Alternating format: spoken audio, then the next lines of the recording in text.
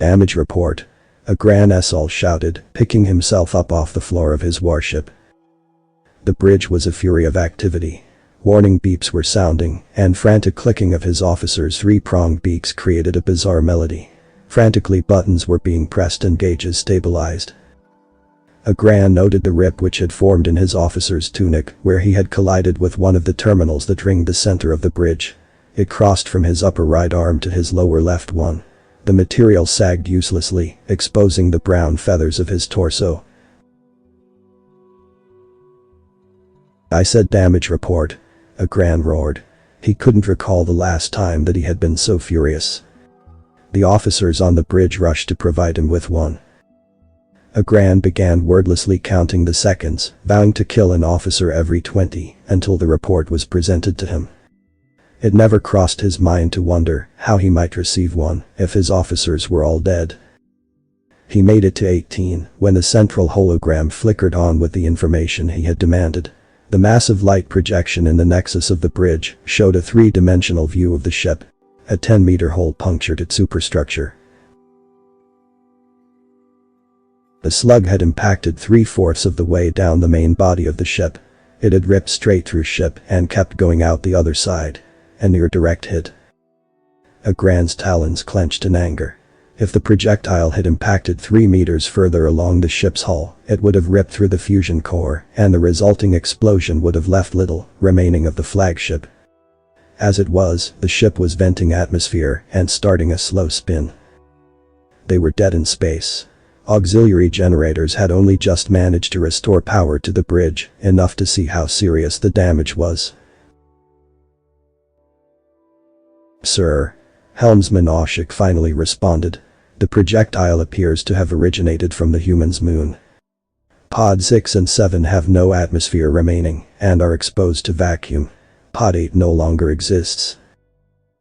The officer paused, double-checking the information readouts before him. And the warp drive has been shattered. He added quickly, as though he didn't really want Agran to know. A warp drive was the beating heart of the ship. My ship's heart. Agran fumed. His upper arm slammed down on the nearest terminal. The screen cracked instantly. He lifted his arm and opened his talon. A moment later, there was a large gash clawed into the metal podium that supported the terminal. With great effort, Agran tried to rein himself in. There was too much anger. Hatred, he had to release it. Fleet Commander Essel stood up to his full height and let out a howling screech that was something between a gorilla and a hawk. If my shields had been up, if I had scanned the side of the moon that faced the humans' homeworld, if I had been more prepared, Agran thought, this would never have happened. These humans are completely insane. Agran was now certain. A species that believed placing such a powerful weapon on the side of their moon that faced the planet was a good idea. How was it possible that they hadn't already killed themselves? Agran looked around him for something he could destroy. Finding nothing, apart from the sparking ruins of an input console, he let out another howl. He clenched his 2 sets of talons into huge hardened fists. His rage was boundless. It clouded his mind and poisoned his reason. But it felt so good. He looked at the data on the lunar cannon. It was still primitive, a club, not a spear. It was, however, a very big club. The scan showed, too, that it was not manned. Alec. He spat at his communications officer. Find me the human who gave the order to fire that cannon. Without pause, he turned to the helmsman. Oshik, I want this ship ready to engage that weapon immediately. Sir. Oshik replied, choosing his next words very cautiously. The ship needs time to power up the engines again. The shock from the impact brought them down to near critical levels. How long? Agran asked. The danger in his voice was obvious to everyone. Maybe 1/9 of a microcycle, the helmsman replied. Fine. He said sharply. Get it done. If these humans believe that they are my equals, then they are sorely mistaken. I shall correct that belief. I am a conqueror. I am a king. Agran suddenly remembered his last conversation with his father. Chargan had said something to him about understanding and acceptance. Agran had hardly been listening. Things are not always the way they seem, Agran. He heard his father's voice echo through his mind. Those who seem powerful are not always so. And those who claim to know the narrow way are often just as lost as the rest. Seek balance with those around you and the universe that nourishes you. Only then will you find happiness. I promise you, you'll find no solace in your anger. Agran's arm feathers rose up in annoyance at the memory. So didactic, father, such useless advice. Actions, as they say, will bring you closer to the world tree than uttered words. I will get closer than any before me. The fleet commander turned to Phallic, a small Ajixa, only now nearing his fourth molt. Phallic, do you have the source yet? The venom dripped from Agran's words. I believe so, sir. Phallic replied, not looking up from his screen.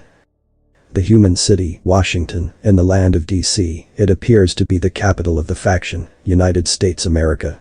Phallic pressed several keys, and the giant hologram changed to show the city.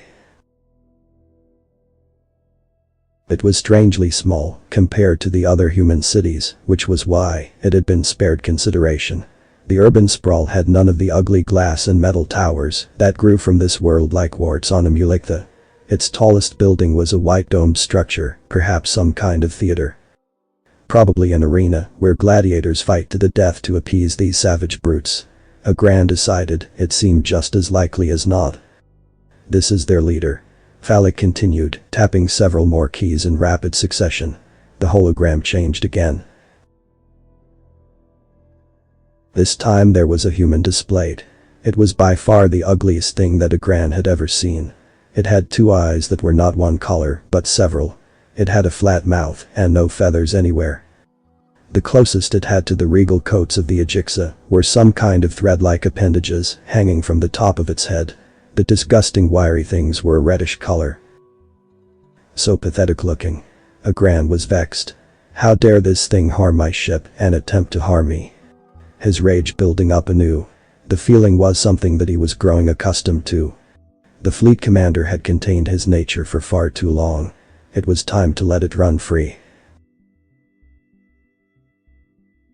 Tell Captain Vennick Cattle to bring me her head, he said simply. Vennick's ship had already destroyed 2 of the United States America cities with ease, but this was personal. No. Agran changed his mind. Tell him, I want this human alive. Yes, sir. Phallic replied. The commander looked back at what would soon be his jewel. The atomic missiles had been dealt with easily. All of them had been intercepted. Only 7 had even managed to detonate, causing blinding flashes near the top of their ballistic trajectory. The radiation auroras would last for days above the clear blue sky. Now, the foolish humans were preparing another assault from dozens of their sea ships. This would be one of the last large assaults that they would be able to mount before they were inevitably overwhelmed. Somewhere deep down, Agran respected their dogged determination. Though only just a little. Phallic. Agran shouted. Sir. The small Ajixa turned to the fleet commander with more than a little fear in his black bead-like eyes. Connect me to the humans. I want to tell them something. An ultimatum. Agran commanded. He was pleased that the younger Ajixa was afraid. They should all fear me. I shall make them fear me. Yes, sir. The officer replied, turning quickly to fulfill the leader's request. Oshik spoke next. Sir. He said with some pride. The ship is ready to come back online. Good. Agran replied, the feathers atop his head rising in pleasure. Bring us to full power, and arm the magnetor cannon. The entire bridge fell silent. A dozen sets of eyes turned to look at Agran. Several officers looked like they had seen a ghost. The helmsman turned to look at the commander. His eyes were filled with deep fear.